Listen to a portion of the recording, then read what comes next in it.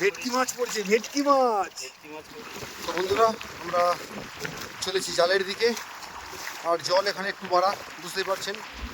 আরও কিছুটা গভীরে আমরা নামবো যেখানে জাল দেওয়া আছে, আর তারপর দেখা শুরু হবে আমাদের এই জাল।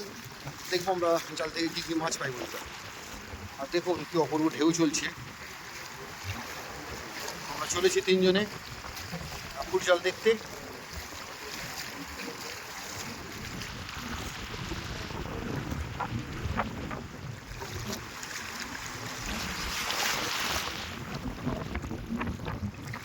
একটু করে আমরা জালের কাছাকাছি চলে এলাম বন্ধুরা।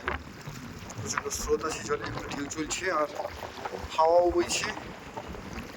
তো এক কোমরের উপরে জল এখানে দেখুন, এদিকে জল থই থই করছে, প্রচণ্ড ঢেউ চলছে।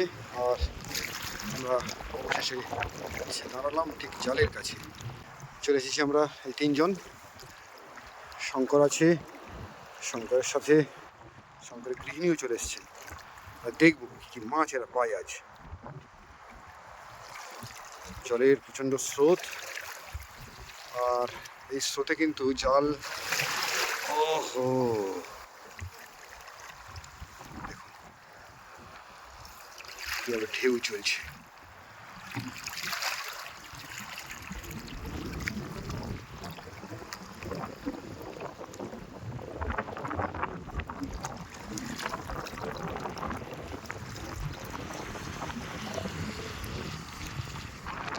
ছিল শঙ্করের সাথে কিছুক্ষণ আগে যে জলে এখন মাছের পরিমাণ কম, কারণ এই মাছটাও হাওয়ার স্রোতের উপর নির্ভর করে বন্ধুরা। হাওয়া যদি পূর্ব দিক থেকে বয়ে আর কি, যদি পূবের হাওয়া বয়ে তাহলে এই জলে মাছের সংখ্যা বাড়বে। আর যদি হাওয়া পশ্চিম দিক থেকে বয়ে, দক্ষিণ পশ্চিম দিক থেকে বয়ে, তাহলে মাছ কমে যাবে। এরকম একটা পরিস্থিতি এখানে ঘটে। এখানকার যারা জেলে মাঝি আছেন তারা সবাই বুঝেন। আর যে কারণে 15টা দিন অতিবাহিত হয়ে যাওয়ার পরও এখনও ফিশিং সেভাবে জমে ওঠেনি।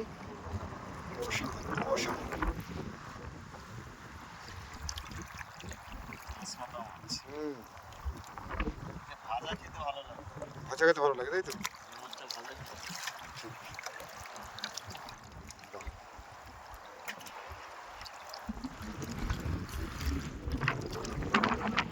ইয়া সাবাস সাবাস, ঠিক বলো না, মধু বলা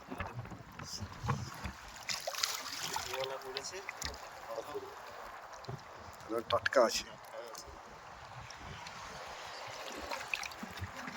সাবাস সাবাস, জাল দেখা চলছে, পাচ্ছি আমরা একটু করে একের পর এক মাছ। এই দেখুন এখানে বন্ধুরা, ইয়েস, ভেটকি মাছ পড়ছে, ভেটকি মাছ। সাবাস সাবাস, ভেটকি আছে আর একটা ভোলা আছে না, একটা ছোট সাইজের ভেটকি। দেখুন বন্ধুরা, সমুদ্রের ভেটকি এবার নোনা জলের ভেটকি। সাবাস সাবাস, হ্যাঁ জীবন্ত জীবন্ত, মানে জীবন্ত রাখবে তাই তো, পুকুরে ছেড়ে দেবে এটা। ভেটকি মাছের তো বিশাল ভ্যালু বন্ধুরা, বুঝতেই পারছেন। সাবাস, যাই অনেকদিন পরে আমরা এই জালে ভেটকি মাছ দেখতে পেলাম। দেখি আর কি কি মাছ পাই, এবং ভেটকি তো জীবন্ত আছে। সাবাস, ট্যাংরা আছে, হ্যাঁ জ্যান্ত আছে, হ্যাঁ জ্যান্ত।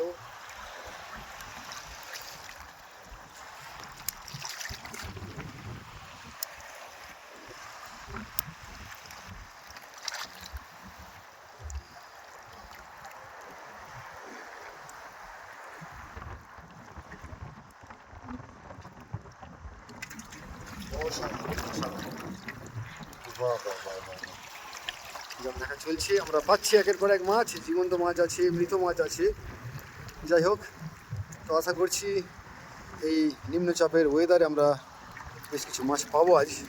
শেষ পর্যন্ত সঙ্গে থাকুন বন্ধুরা। ফ্যাঁসা মাছ, ঢেলা মাছ,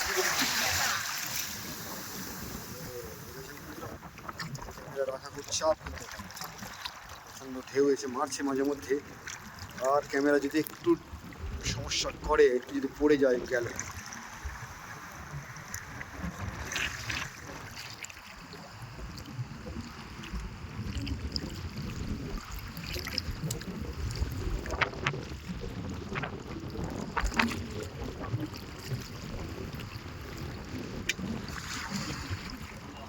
লুটিয়া।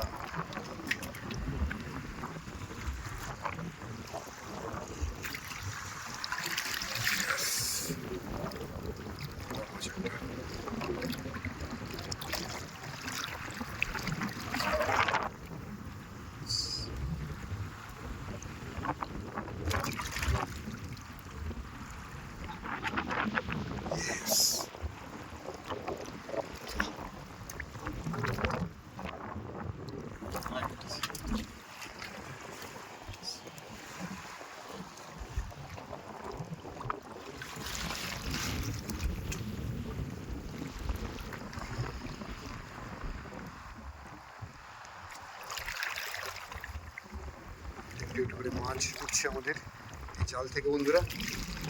শঙ্কর জাল দেখছে আর মাছ এখানে রাখা হচ্ছে।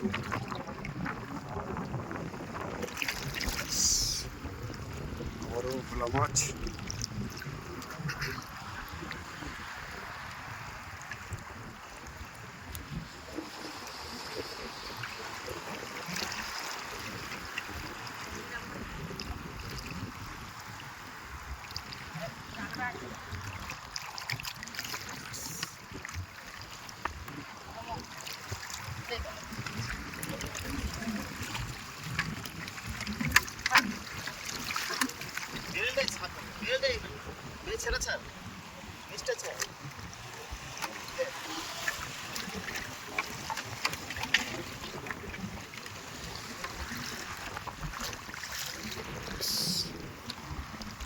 নেওয়া হলো।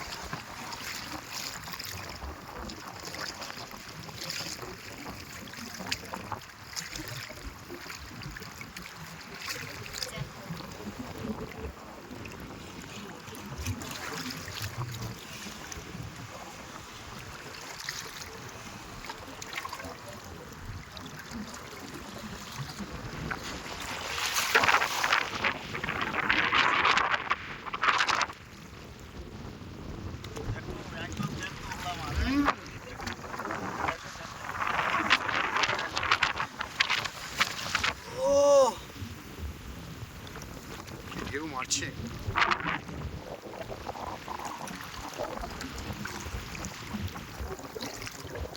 আমরা অভিজ্ঞতা নিচ্ছি, অদ্ভুত এক্সপিরিয়েন্স হচ্ছে বন্ধুরা। কারণ জালে মাছ থেকে আসে বন্ধুরা।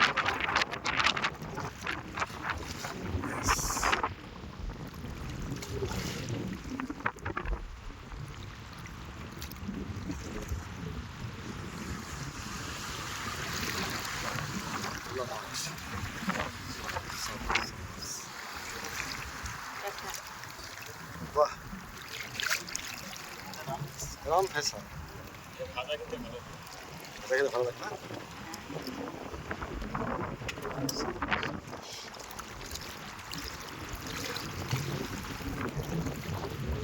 তো ভিন্ন প্রকারের মাছ পড়ছে, ফেসা মাছ, রাম ফেসা, লটিয়া, তো কাঁকড়া পড়লো দেখলাম, ভোলা তো আছেই। ও অপূর্ব এইরকম একটা পরিস্থিতির মধ্যে আমরা জাল দেখতে চলে এসেছি বন্ধুরা। একের পর এক মাছ পড়ছে আর অপূর্ব এই বিকেলের সৌন্দর্য আমাদের এই বঙ্গোপসাগরের উপকূল। দেখুন, অদ্ভুত লাগছে। তো যেহেতু একটা জলের চাপ আছে আমাদের এই বঙ্গোপসাগরে, একটা নিম্নচাপ চলার কারণে, সেহেতু জালে প্রচুর ময়লা আবর্জনা এসে ধরেছে আর কি, জমেছে, সেগুলোকে পরিষ্কার করা চলছে। আর তার সাথে সাথে অবশ্যই মাছ আমরা পাচ্ছি জাল থেকে, একের পর এক মাছ। বিকেলের এই অদ্ভুত পরিবেশে আমরা এই মুহূর্তে আছি বঙ্গোপসাগর উপকূলে। দেখুন কি পরিস্থিতি।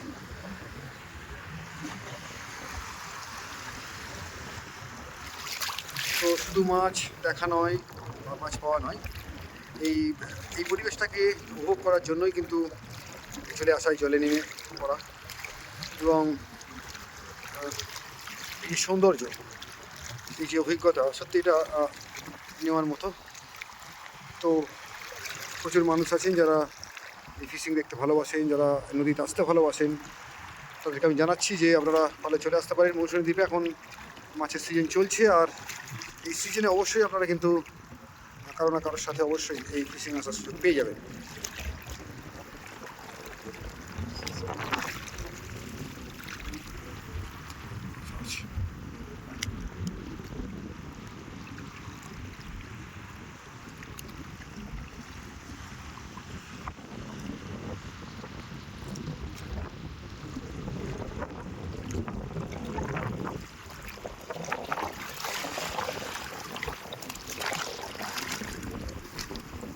খালি পালাচ্ছে না।